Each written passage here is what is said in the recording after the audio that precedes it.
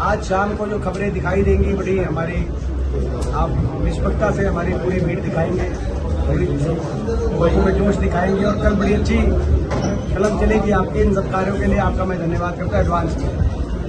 आज शाम का और कल का भी धन्यवाद कर दूँ। हमारा ये कार्यक्रम चल रहा है चार्जशीट सरकार के खिलाफ लेके आया हरियाणा मांगे हिसाब, जिससे पूरी सरकार और भारतीय जनता पार्टी तिलमिलाई हुई है। आप देख रहे हैं पिछले 3 दिन से जब से हरियाणा मांगे हिसाब की चार्जशीट हमने जारी करी है, जवाब नहीं मिल रहा। और यहाँ तक कि अपने केंद्रीय नेतृत्व को बुला रहे हैं मुख्यमंत्री जी खुद।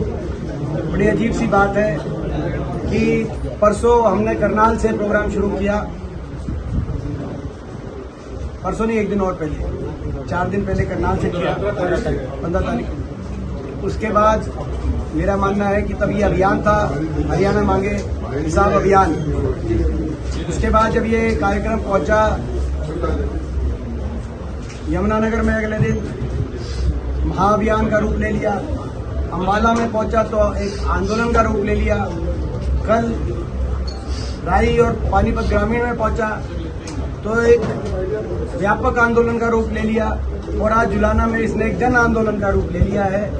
ये मैं कह सकता हूँ आपको, आपने देखा होगा लोगों की जिस तरह से जो हाली संख्या थी और बाकी जो आम आदमी जिस तरह से निकल के आ रहा था, और आम आदमी जिस तरीके से अपनी जो सरकार के प्रति एक गहरा रोष, गहरी नाराजगी है इन बातों को लेकर जो हमने कहा है, उनको स्वीकारता आम आदमी की स्पष्ट रूप से दिखाई दे रही है। पहली बात। दूसरी बात, भाजपा का जो इस अभियान के बाद तिलमिलाहट दिखाई दे रही है, सरकार की जो तिलमिलाहट दिखाई दे रही है, वो किसी से छुपी नहीं है। पहले दिन सरकार के काफी वरिष्ठ केंद्रीय 1-2 केंद्रीय मंत्रियों का बयान आए। अगले दिन स्वयं केंद्रीय गृह मंत्री महेंद्रगढ़ आए और उन्होंने कहा कि हिसाब हम कांग्रेस से मांगेंगे। मतलब 10 साल भट्टा बिठा दिया हरियाणा का और हिसाब कांग्रेस से मांगेंगे। और उनकी जबान पे उनके खुद के मुख्यमंत्री जी का नाम नहीं सुनाई दिया, उनकी जबान पे 10 साल के बाद भी हुड्डा साहब का नाम सुनाई दिया। तो ये 10 साल के कुछ काम किए हो तो बताएं। कुछ काम ही नहीं किए 10 साल में। वो अपने काम बता के जाते हैं कि हमने ये किया, हमने वो किया, काम कुछ किए नहीं। हरियाणा का इतना नुकसान कर दिया इस सरकार ने। और उसके बाद कल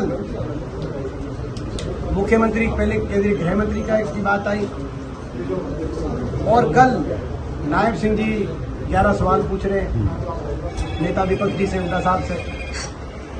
तो ये कैसी भाजपा की 10 साल के कार्यकाल के बाद, यानी कि कुछ 11 काम बताने को नहीं, 11 काम बताने को नहीं है। नेता विपक्ष चौधरी उपेंद्र सिंह हुड्डा जी और कांग्रेस पार्टी से 11 प्रश्नों के माध्यम से पूछ रहे हैं, ये स्पष्ट दिखाई देता है। पहली बात ये तो इस अभियान की बातें हो गई। अभियान के प्रश्न आपको पता है, देश में सबसे ज्यादा महंगाई, सबसे ज्यादा वैट का दर हमारे टाइम 8% था, अब 17% हो गया। हरियाणा में क्यों? देश में सबसे ज्यादा अपराध का दर हरियाणा में क्यों है? क्यों एससी और ओबीसी समाज की सारी स्कीम्स भी बंद कर दी, उनके हितों पर भी इस सरकार ने जो चोट मारने का काम किया।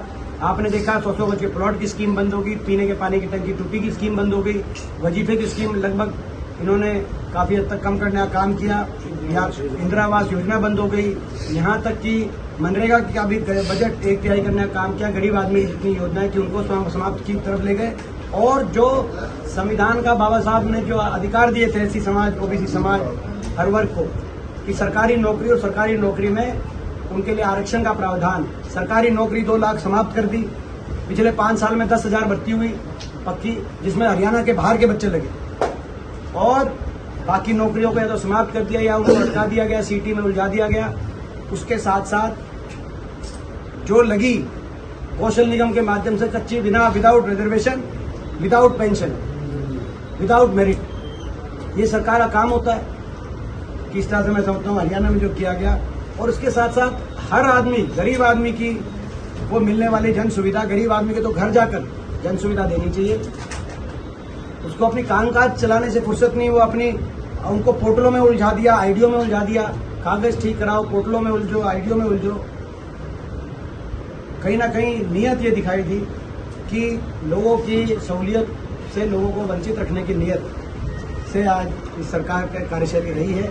हर वर्ग को सड़क पे आना पड़ा है, छोटे बच्चों को धरने देने पड़े, 500 स्कूल बंद कर दिए, 5000 स्कूल बंद कर दिए थे, 500 स्कूलों में धरने हुए। बेटियों को जंतर मंतर से लेकर अपने न्याय के लिए खिलाड़ियों को धरने देने पड़े, किसान को धरने देने पड़े, आढ़तियों को धरने देने पड़े, शिक्षकों को इस सरकार के धरने देने पड़े, सरपंचों को धरने देने पड़े, कर्मचारियों को पेंशन स्कीम के लिए धरने पड़े। कोई वर्ग ऐसा नहीं जिस वर्ग को धरने ना देने पड़े और उन पर लाठियां नहीं बरसाई गई। तो 10 साल ऐसा हरियाणा चला। ये हमारे सारी चार्जशीट है, तो चार्जशीट के माध्यम से हम कांग्रेसी नेताओं के प्रति